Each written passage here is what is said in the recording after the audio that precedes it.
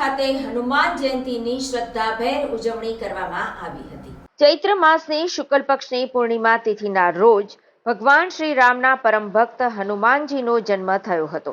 આજે ચૈત્ર પૂર્ણિમા એટલે કે હનુમાન જયંતીની શ્રદ્ધાભેર ઉજવણી કરવામાં આવી છે। ત્યારે અંકલેશ્વરમાં હનુમાન જયંતી નિમિત્તે અંકલેશ્વરમાં હનુમાનજી મંદિર ખાતે હનુમાન જયંતીની શ્રદ્ધાભેર ઉજવણી કરવામાં આવી હતી। આ સિવાય અંકલેશ્વરના ચૌટા બજાર હાંસોટ રોડ ઉપર આવેલ ભીડભંજન હનુમાનજી મંદિર, પુનગામ ખાતેના લાખા હનુમાનજી મંદિર તેમજ હનુમાનવાડી ખાતે પૂજા અર્ચના સાથે સવારથી જ ભક્તો દર્શનાર્થે ઉમટી પડ્યા હતા।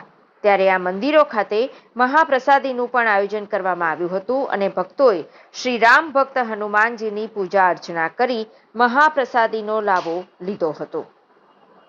2024 दिन मंगलवार को लाखा हनुमान दादा के मंदिर नावा पुनगांव अंकलेश्वर तालुका जिला भरूच आज राम यज्ञ तथा महाआरती का आयोजन किया गया है और उसके बाद महाप्रसादी।